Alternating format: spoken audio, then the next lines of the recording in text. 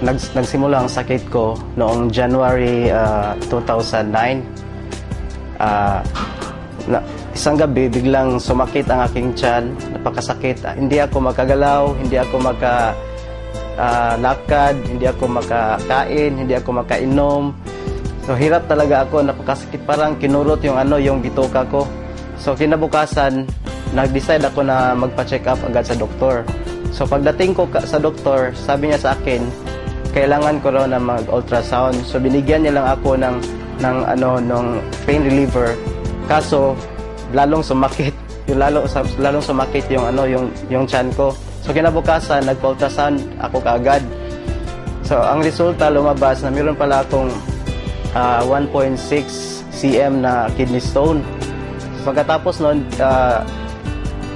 binigay ko ang resulta sa doktor. Binalik ko ang resulta. Sabi ng doktor, kailangan ko daw na magpa-opera. Kaso walang laser dito sa Tagbilaran. So kailangan pumunta sa Cebu. Wala ko sa kondisyon, so napakahirap, napakasakit talaga. So naalala ko yung kapatid ko na meron siyang ini-endorse na produkto. So tinawagan ko siya.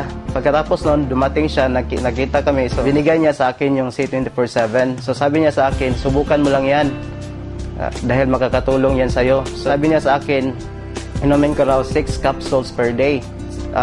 Ininom ko lang yun. Kinabukasan, naramdaman ko na medyo guminawa yung pakiramdam ko.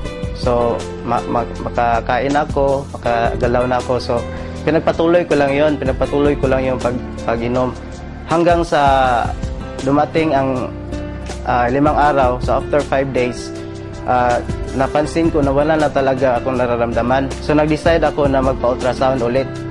So pagkalabas ng resulta, nagulat na lang ako, na-shock na lang ako na nawala na pala yung kidney stone. So sabi sa akin ng doktor, anong ginawa mo?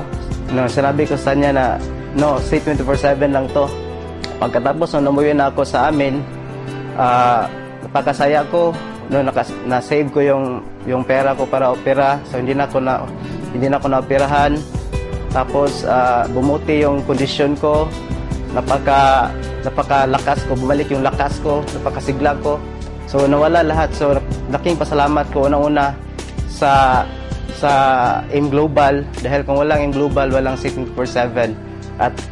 At sa aking kapatid rin, dahil kung wala siya, hindi ako gagaling, hindi ko masubukan yung produkto.